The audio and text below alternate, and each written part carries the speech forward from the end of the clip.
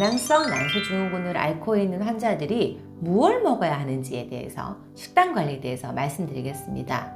제가 다낭성 환자분들한테 꼭 말씀드리는 게 있습니다. 어떻게 먹으라고 하냐면요. 당뇨 환자처럼 드세요 얘기를 되게 많이 하거든요.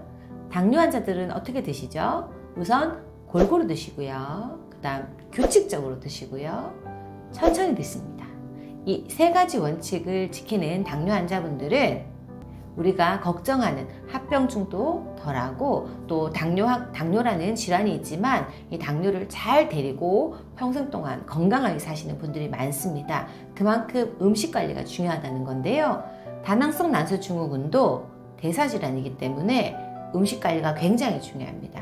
그러면 어떻게 먹어야 하는지 알려드리겠습니다. 우선 첫 번째, 골고루 먹어야 하는 건데요. 이 골고루 먹어야 하는 것에는 꼭 필요한 게 정제된 당이 아닌 가공되지 않은 당류, 다시 말하면 곡류가 꼭 필요합니다. 보통 다낭성 환자분들은요, 본인이 다이어트를 해야 된다고 생각하기 때문에 탄수화물을 너무 지나치게 줄이는 경향이 있습니다. 물론 가공되지 않은 당류가 아니라 가공된 음식들, 그리고 단순당 같은 경우에는 급격하게 혈당을 올리기 때문에 안 좋지만요, 우리가 일반적으로 먹는 쌀, 그리고 찹쌀, 수수, 보리 같은 이런 곡류들은 하루를 살아가기 위해서 필수적인 영양소이기 때문에 이걸 안 드시면 내 몸이 나빠집니다. 따라서 곡류를 꼭 챙기자. 이게 첫 번째고요. 그 다음 두 번째, 또 골고루 먹을 때 지키셔야 하는 게 단백질을 꼭 드셔야 됩니다. 단백질 중에서도 양질의 단백질을 드시는 게 중요한데요. 식사할 때 반찬마다 몇 끼니에 땅콩이라든지 생선류나 아니면 닭고기 같은 건강한 단백질을 꼭 넣어주세요.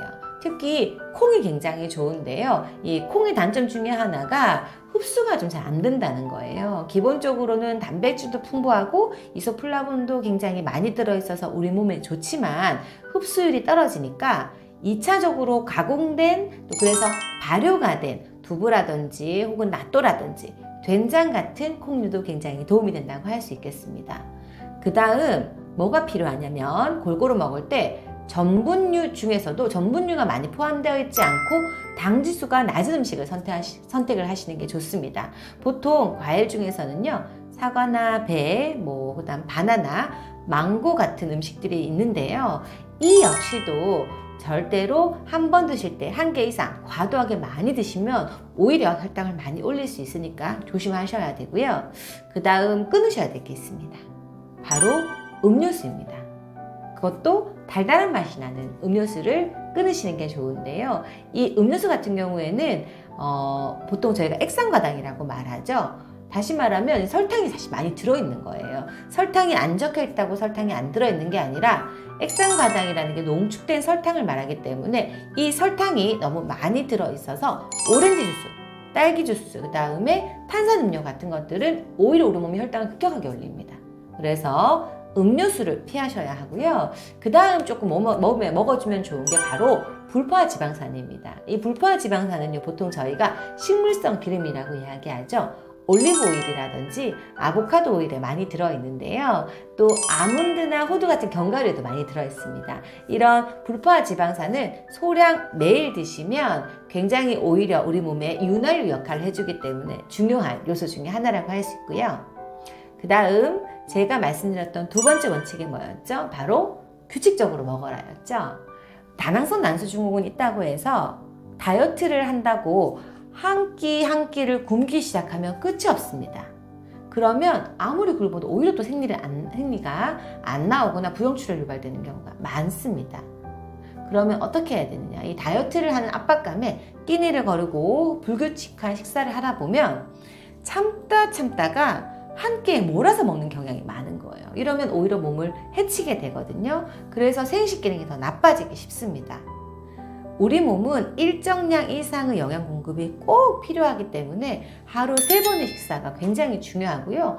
혹시 식사를 줄이시려면 아침, 점심은 챙기시고 저녁만 약간 반 정도로 줄이셔서 절반 정도 드시고 8시 이전에 드시는 것으로도 충분히 관리가 할 수 있으니까 규칙적으로 식사하시는 것 잊지 마시고요. 특히나 아침은 하루를 살아가야 할 에너지입니다. 배터리를 충전하지 않은 핸드폰은 금방 방전되죠. 우리 몸을 방전시킨 채로 출근하시면 안 됩니다. 그 다음 마지막 세 번째 원칙은 바로 천천히 먹어라입니다. 우리 뇌가요, 배가 부르다는 인식을 하려면 좀 시간이 걸린다고 해요. 음식이 들어와도 보통 한 30분 이상 걸린다고 하거든요. 너무 식사를 급하게 하면 이 뇌가 배부르다는 인식을 못하다 보니까 오히려 더 많이 먹게 된다는 거예요. 그래서 식사는 천천히, 그리고 배가 부르면 바로 식사를 중단하는 방법을 선택하시는 게 좋겠습니다. 다낭성 난소 증후군만큼 또 생활관리나 식단관리가 중요한 질환이 또 없을 것 같아요. 그만큼 어떻게 먹어야 되는지가 중요한데요. 제가 한번 더 정리를 해볼게요. 어떻게 먹으라고요? 우선 첫 번째, 골고루 먹어라. 탄수화물도 소량 꼭 먹고, 단백질, 좋은 단백질을 꼭 추가하고, 불포화지방산도 많이 먹되, 음료수는 피하시라. 그 다음 두 번째는 규칙적으로 먹어라. 삼시세끼를 거르지 마라.